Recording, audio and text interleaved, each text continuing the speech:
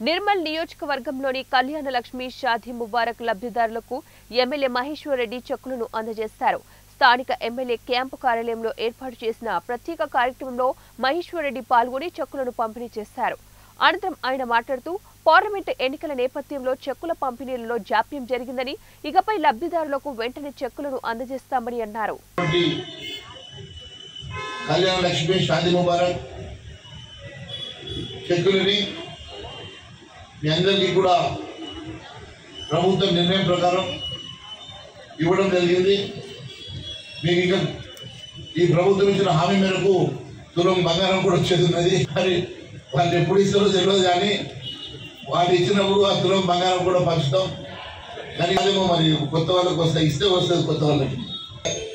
చెప్పడం అయితే చెప్పి తులం బంగారం ఇస్తామని మేము కూడా అసెంబ్లీలో గొడవ చేస్తున్నాం, ఎప్పుడు ఇస్తారని. మీరు చూస్తూ ఉన్నారు, అసెంబ్లీ సాక్షిగా తులం బంగారం కోసము మా ఆడపడుచులంతా ఎదురు చూస్తున్నారు.